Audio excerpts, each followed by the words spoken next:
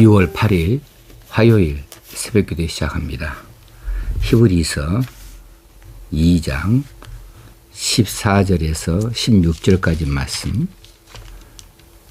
자녀들은 혈과 육에 속하였음에 그도 또한 같은 모양으로 혈과 육을 함께 지니심은 죽음을 통하여 죽음의 세력을 잡은 자 곧 마귀를 멸하시며 또 죽기를 무서워함으로 한평생 매여 종노릇하는 모든 자들을 놓아주려 하심이니, 이는 확실히 천사들을 붙들어 주려 하심이 아니요 오직 아브라함의 자손을 붙들어 주려 하심이라. 아멘. 본문의 내용에서 히브리서 기자는 그리스도의 성육신, 혈과 육을 입으신 그 목적이 무엇인지를 분명하게 밝혀주고 있습니다. 이제 천사들보다 못하게 하시는 일, 이 일에 대해서 자꾸만 의문을 가졌었는데, 실상 그리스도는 창조자이시고 하나님의 아들이셔서 천사들의 경배를 받으시는 분이시지요. 감히 천사하고 비교할 수 없는 거죠. 그런데 자꾸만 천사보다 약간 못하게 하셨다 하는 것은 사람의 몸을 입었기 때문에 그렇습니다. 천사들의 창조자가 되어주시고 또 경배를 받으실 수 있는 그 하나님의 아들이 자기 자신을 낮추셔서 천사보다 못한 인간의 몸을 입으신 이유는 무엇인가 하면은 오늘 본문에 나와 있는 두 가지 이유 때문입니다. 하나는 죽음을 통하여 죽음의 세력 잡은 자 마귀를 멸하시려 하는 것이고, 또 한 가지는 죽기를 무서워하는 자들, 그 모든 자들을 놓아주려 하심이라. 이 두 가지입니다. 근데 죽기를 두려워하여 한평생 그렇게 고통 가운데 있고 공포 가운데 있는 사람들 중에 특별히 아브라함의 자손을 붙들어 주려 하심이라고 제안을 하고 있습니다. 자, 여기서 예수 그리스도의 성육신 하신 구체적인 목적이 나오지요. 자녀들은 혈과 육에 속하였음에, 그렇습니다. 사람은 혈과 육을 가지고 있지요. 예수님은 원래 하나님의 아들로 계실 때에 하나님은 영이시라 혈과 육을 가지실 수가 없어요. 그런데 혈과 육을 가졌다. 그래서 우리 형제가 되어졌다는 것 아니겠습니까? 그래, 이렇게 혈과 육을 가지신 그 이유는 죽음을 통하여 죽음의 세력을 잡은 자, 곧 마귀를 멸하기 위하여서였다. 이 내용은 우리가 기독론에서 자꾸 많이 살폈고 우리가 많이 알고 있는 내용이죠. 이 죽음은 어디서 왔는가? 죄 가운데서 왔다. 죄의 삭은 사망이라, 죽음이라. 죄의 결과가 죽음이라고 하는 거 우리가 잘 알고 있지요. 이 죄가 어디서 왔는가?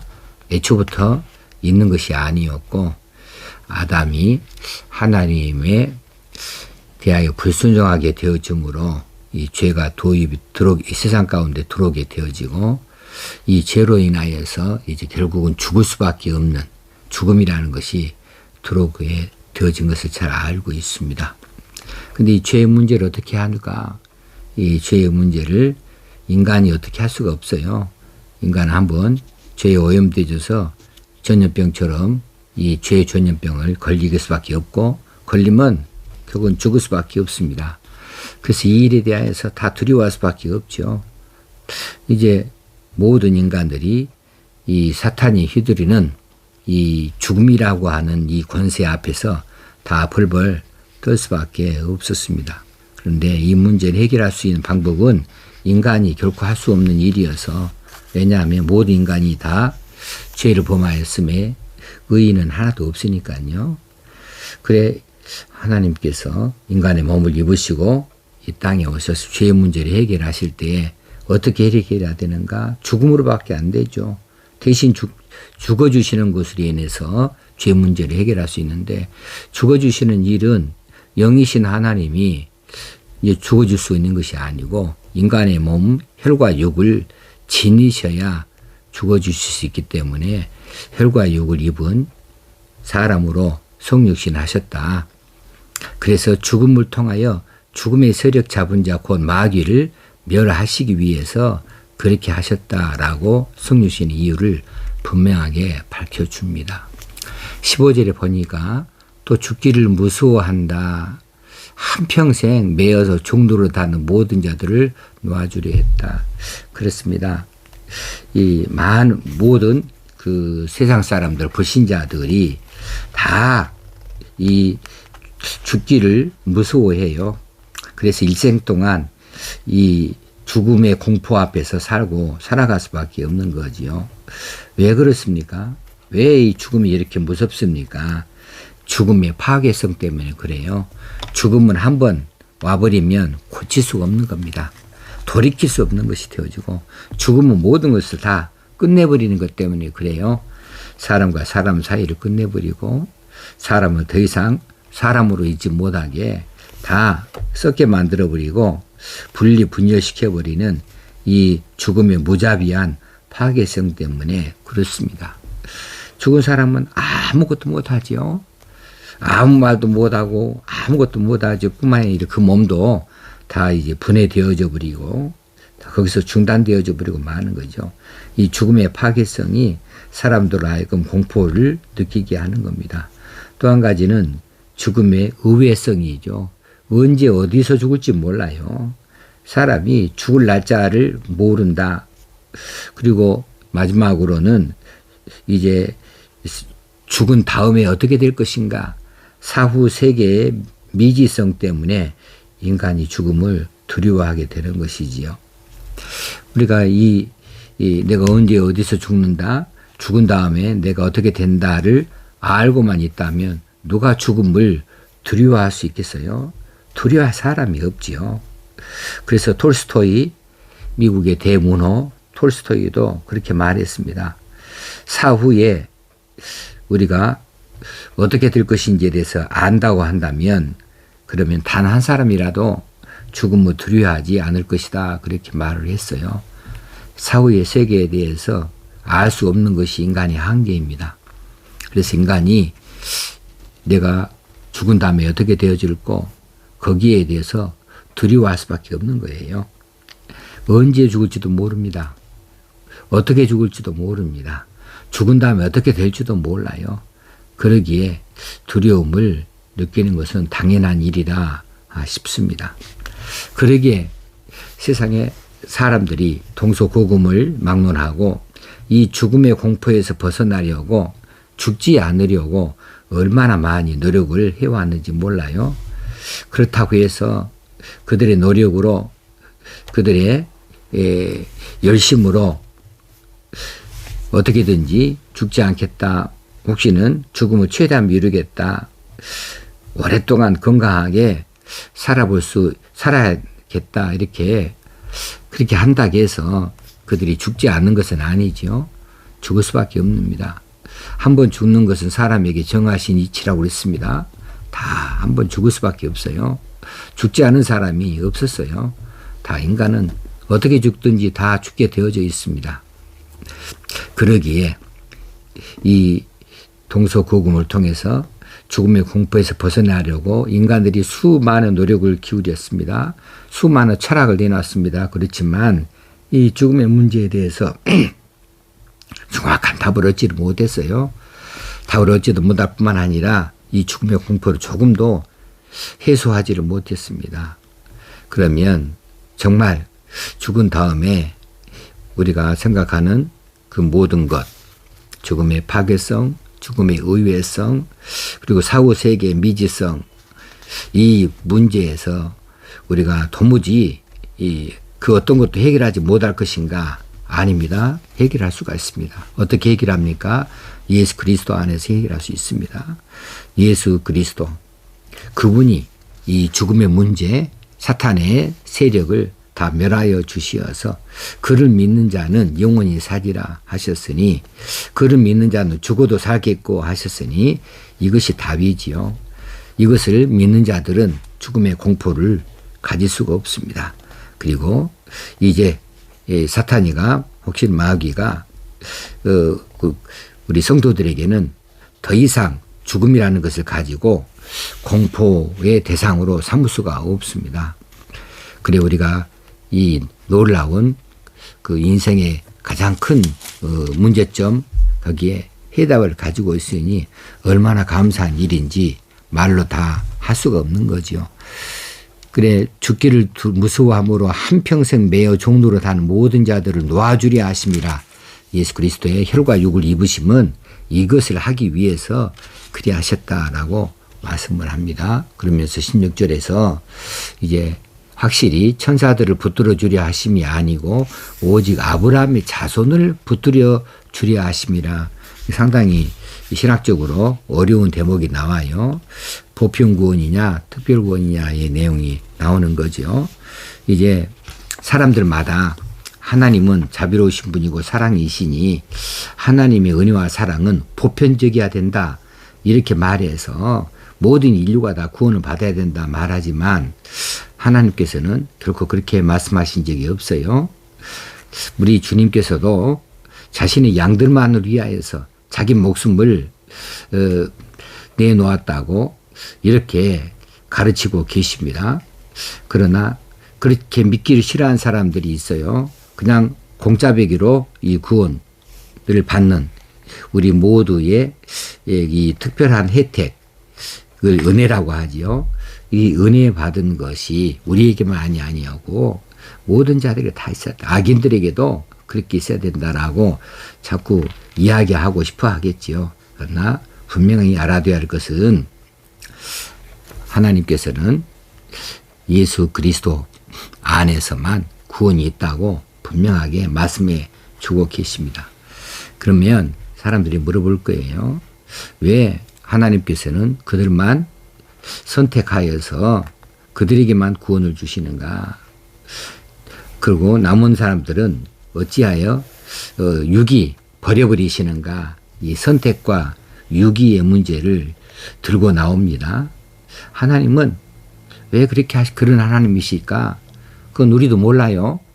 아무도 모릅니다. 아직까지는 하나님이 왜 인류 가운데 일부를 선택해서 하나님 나라 자녀 삼으시고 구원을 베푸시는가? 그리고 어떤 사람들은 그냥 유기 버려두어 버리는가? 여기는 학식도 필요 없고, 여기는 도덕도 필요 없고, 여기는 재산도 필요 없고, 여기에는 육체적인 우월도 필요 없고, 다 필요 없어요. 다 필요 없습니다. 그냥 하나님께서 어떤 아무리 지혜가 없는 자라도, 아무리 육신이 연약한 자라도, 아무리 가난한 자라도 하나님께서 선택하시면 예수를 믿고 구원의 반열에 서는 것이고, 아무리 똑똑한 체하고 아무리 이 지식을 많이 쌓았고 아무리 인류에 많은 것을 공헌을 했다 하더라도 하나님께서 그를 예수 그리스도 앞으로 이끌어오지 아니하시면 그 사람은 유기된 사람이죠. 이런 일에 대하여서 이제 세상에 많은 사람들이 항의를 합니다. 왜 하나님 당신은 선택과 유기를 그렇게 행하십니까? 왜 그렇게 구별하십니까? 하는데 이것은 전혀 우리가 알 수 없는 일이에요. 우리도 침묵해야 될 일입니다. 창조주 하나님께서 그렇게 하시는 것에서 누구도 항의할 수가 없는 거예요. 누구도 따질 수가 없는 겁니다. 그러나 언젠가는 이 문제를 또 우리가 이해하게 될 날이 있겠지요. 우리 천국에 올라가서라도. 왜냐하면 하나님께서는 이유 없이 하시는 일이 없어요. 반드시 무슨 이유가 있으실 것입니다. 마땅한 이유를 그 나라에 가서 알게 될 수도 있을 줄로 생각을 합니다. 자, 하나님께서 예수님을 통하여 우리에게 말씀하여 주신 대로 요한복음 15장 이 포도나무 비유에서 그렇죠. 내 안에 거하라 나도 너희 안에 거하리라. 가지가 포도나무에 붙어 있지 아니하면 절로 과실 맺을 수 없음 같이 너희도 내 안에 있지 아니하면 그러하리라. 이 말씀 쫓아서 우리가 그분 안에 붙어 있어야 되겠습니다. 열심으로 그분과 교제할 수 있어야겠습니다. 우리는 가지인데 이 나무 대신 예수 그리스도를 통하여서 그분을 통하여서 땅의 자양분을 얻고 은혜를 얻고 또 복을 얻어서 우리가 그분과 깊이 교제하는 중에 이런 큰 구원의 백성으로 합당하게 살아갈 수 있어야 되겠습니다. 아브라함의 자손이라는 말은 바로 선택되어진 하나님의 자손들을 하나님의 백성들을 이야기합니다. 이스라엘이 히브리인들이 아브라함의 자손들이라 그랬죠. 그럴 때 신약 성경에서는 이 아브라함의 자손이라는 말을 그분의 육신의 자녀들뿐만 아니라 영적인 자녀들에게도 쓰여져요. 오늘 여기서는 영적인 자녀들을 가리키고 있습니다. 이 갈라디아 3장 29절에 보면 너희가 그리스도께 속한 자면 곧 아브라함의 자손이요 그렇게 말씀하셨습니다. 그리고 약속대로 유업을 이을 자니라 이렇게 말씀해 주셨어요. 우리가 그리스도께 속한 자면 영적인 아브라함의 자손이 되어집니다. 그래서 오직 아브라함의 자손을 붙들어 주려 그분이 이제 죄와 사망 가운데서 우리를 구출하시려고 죽음을 맛보셨다. 죽음을 통하여 죽음의 세력을 잡은 자 곧 마귀를 멸하심은 이제 아브라함의 자손 우리를 위하여서 그리 하셨다. 그렇게 우리가 아브라함의 자손 되어진 것을 우리가 원한다고 되어진 것이 아니지요. 자격이 있다고 되어진 것이 결코 아니지요. 그저 하나님의 은혜로 아브라함의 자손이라 이렇게 칭함을 얻게 되었으니 이것이 얼마나 감사한 일입니까? 이보다 더 크고 감사한 일이 그 어디 있겠어요? 가장 큰 것을 볼 수 있으면 나머지의 자잘한 것들은 또 볼 수 있는 거죠. 그런데 우리는 이 큰 복을 보지 못한 채로 세상의 자잘한 복들에 매여 있어 그것만 줍고 다니다가 우리 일생을 마친다면 너무나 억울한 인생이 아니겠습니까? 오늘 이 귀하고 복된 이 복들을 얻은 자들로서 오늘 또 하루를 참으로 자존심을 가지고 자긍심을 가지고 그 은혜 입은 백성으로서 합당하게 오늘 하루를 힘있게 사시게요. 하나님께서 오늘 우리에게도 복을 주실 줄로 믿습니다. 기도합니다. 하나님 아버지 오늘 새벽에도 이처럼 귀한 말씀 주셔서 감사합니다. 언제 들어도 실증이 나지 않는 말씀이십니다. 언제 들어도 흥분되어지는 말씀입니다. 그 영원한 하나님 나라 이 귀한 백성을 어찌하자고 우리 같은 사람들을 택하셨고 예수 그리스도를 통하여 그의 피로 구속함을 베푸시고 우리를 자녀 삼아 주셨는지 말로 다 할 수가 없습니다. 하나님께서 한번 이렇게 택하시면 변기함이 없는 줄로 믿어서 우리가 이 놀라운 복 안에 영원을 누리게 되는 줄로 믿습니다. 오늘도 하나님의 택한 백성으로 합당하게 살 수 있게 하여 주시고 기쁨과 감사로 사는 날이 되게 하여 주옵소서. 그 세상에 그 어떤 것을 얻은 것보다 이보다 더 큰 것이 없는 줄 알아서 이 크고 복된 것을 간직하고 기뻐하는 오늘 하루로 살게 하여 주옵소서. 예수님의 이름으로 기도합나이다. 아멘. 오늘 하루도 하나님께서 주신 귀한 날 복된 삶을 이어가십시다. 감사합니다.